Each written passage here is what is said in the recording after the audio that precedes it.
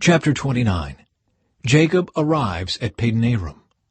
Then Jacob hurried on, finally arriving in the land of the east. He saw a well in the distance. 3 flocks of sheep and goats lay in an open field beside it, waiting to be watered. But a heavy stone covered the mouth of the well.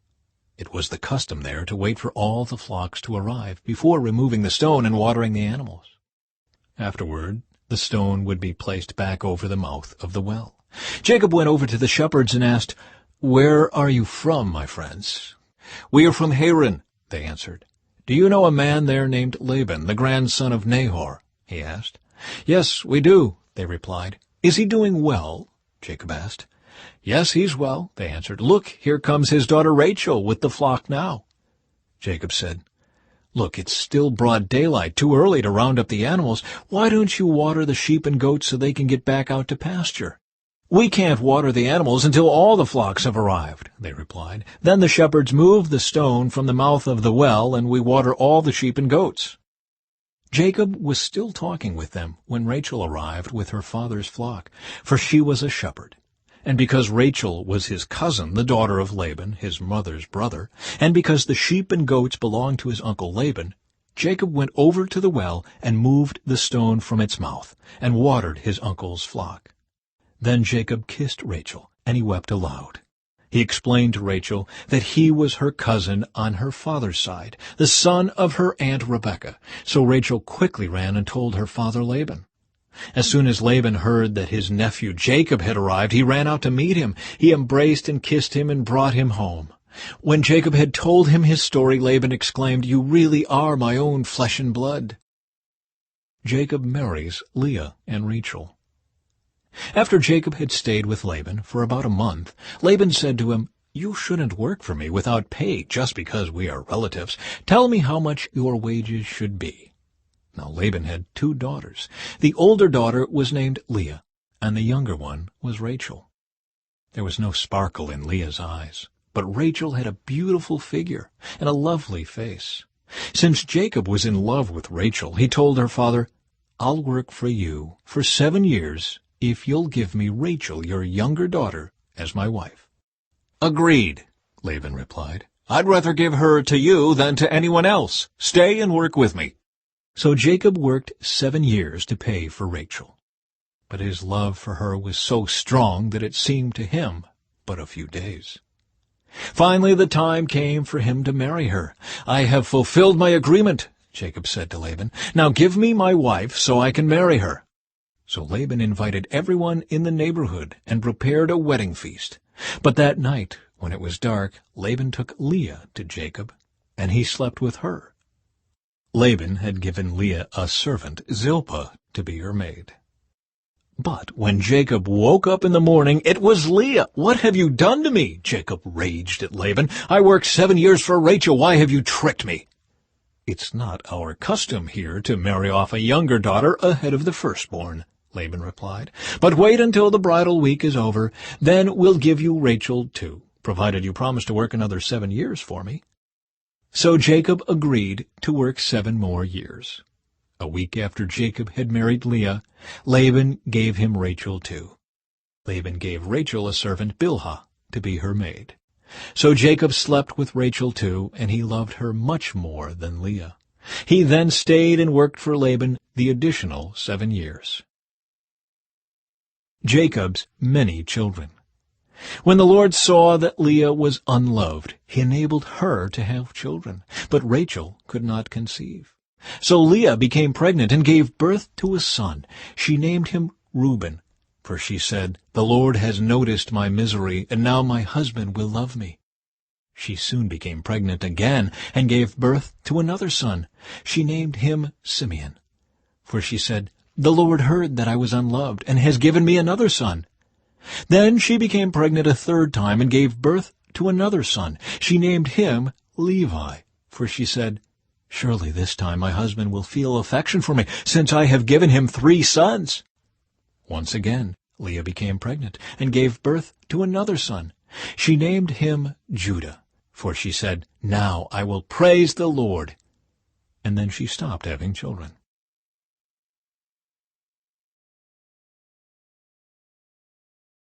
Chapter 30.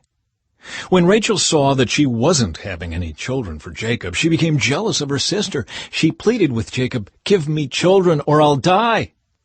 Then Jacob became furious with Rachel. "Am I God?" he asked. "He's the one who has kept you from having children." Then Rachel told him, "Take my maid Bilhah and sleep with her. She will bear children for me, and through her I can have a family too." So Rachel gave her servant Bilhah to Jacob as a wife, and he slept with her. Bilhah became pregnant and presented him with a son. Rachel named him Dan, for she said, "God has vindicated me. He has heard my request and given me a son." Then Bilhah became pregnant again and gave Jacob a second son. Rachel named him Naphtali, for she said, "I have struggled hard with my sister, and I'm winning." Meanwhile, Leah realized that she wasn't getting pregnant anymore, so she took her servant Zilpah and gave her to Jacob as a wife. Soon Zilpah presented him with a son. Leah named him Gad, for she said, "How fortunate I am." Then Zilpah gave Jacob a second son, and Leah named him Asher, for she said, "What joy is mine! Now the other women will celebrate with me." One day during the wheat harvest, Reuben found some mandrakes growing in a field and brought them to his mother Leah. Rachel begged Leah, "Please give me some of your son's mandrakes." But Leah angrily replied, "Wasn't it enough that you stole my husband? Now will you steal my son's mandrakes too?" Rachel answered, "I will let Jacob sleep with you tonight if you give me some of the mandrakes." So that evening, as Jacob was coming home from the fields, Leah went out to meet him. "You must come and sleep with me tonight," she said. "I have paid for you with some mandrakes that my son found." So that night he slept with Leah. And God answered Leah's prayers. She became pregnant again and gave birth to a fifth son for Jacob. She named him Issachar, for she said, "God has rewarded me for giving my servant to my husband as a wife." Then Leah became pregnant again and gave birth to a sixth son for Jacob. She named him Zebulun, for she said, "God has given me a good reward. Now my husband will treat me with respect, for I have given him 6 sons." Later she gave birth to a daughter and named her Dinah. Then God remembered Rachel's plight and answered her prayers by enabling her to have children. She became pregnant and gave birth to a son. "God has removed my disgrace," she said, and she named him Joseph.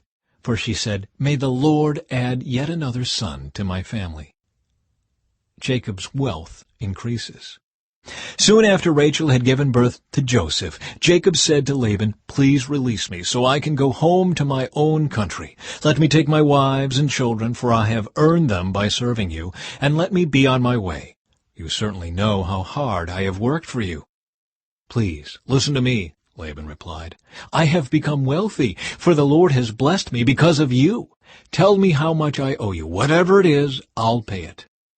Jacob replied, "You know how hard I've worked for you, and how your flocks and herds have grown under my care. You had little indeed before I came, but your wealth has increased enormously. The Lord has blessed you through everything I've done. But now, what about me? When can I start providing for my own family?" "What wages do you want?" Laban asked again. Jacob replied, "Don't give me anything. Just do this one thing, and I'll continue to tend and watch over your flocks. Let me inspect your flocks today and remove all the sheep and goats that are speckled or spotted, along with all the black sheep. Give these to me as my wages. In the future, when you check on the animals you have given me as my wages, you'll see that I have been honest. If you find in my flock any goats without speckles or spots, or any sheep that are not black, you will know that I have stolen them from you." "All right," Laban replied. "It will be as you say." But that very day Laban went out and removed the male goats that were streaked and spotted, all the female goats that were speckled and spotted or had white patches, and all the black sheep. He placed them in the care of his own sons, who took them a 3 days' journey from where Jacob was. Meanwhile Jacob stayed and cared for the rest of Laban's flock. Then Jacob took some fresh branches from poplar, almond, and plane trees and peeled off strips of bark, making white streaks on them. Then he placed these peeled branches in the watering troughs where the flocks came to drink, for that was where they made it. And when they made it in front of the white-streaked branches, they gave birth to young that were streaked, speckled, and spotted. Jacob separated those lambs from Laban's flock, and at mating time he turned the flock to face Laban's animals that were streaked or black. This is how he built his own flock instead of increasing Laban's. Whenever the stronger females were ready to mate, Jacob would place the peeled branches in the watering troughs in front of them. Then they would mate in front of the branches. But he didn't do this with the weaker ones, so the weaker lambs belonged to Laban and the stronger ones were Jacob's. As a result, Jacob became very wealthy, with large flocks of sheep and goats, male and female servants, and many camels and donkeys.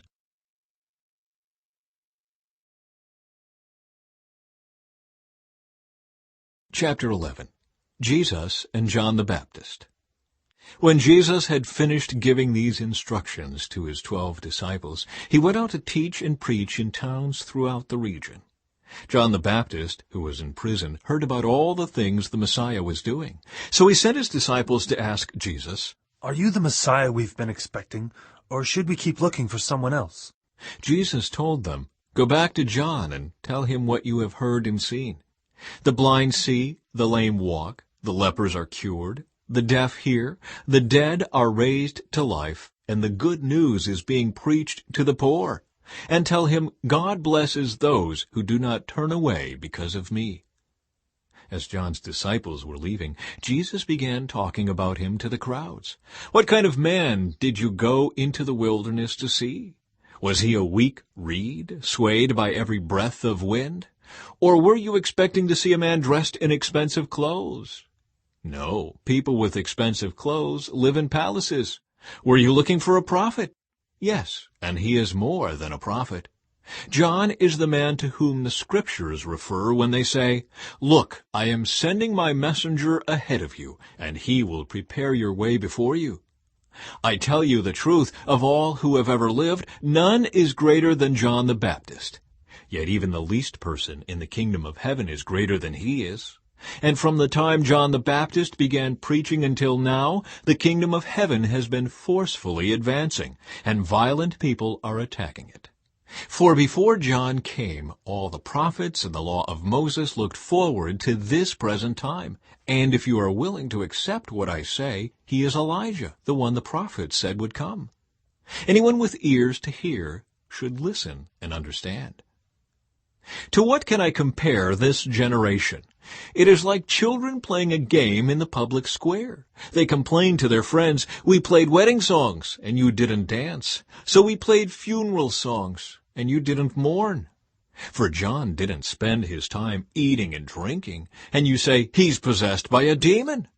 The Son of Man, on the other hand, feasts and drinks, and you say, "He's a glutton and a drunkard and a friend of tax collectors and other sinners." But wisdom is shown to be right by its results. Judgment for the unbelievers.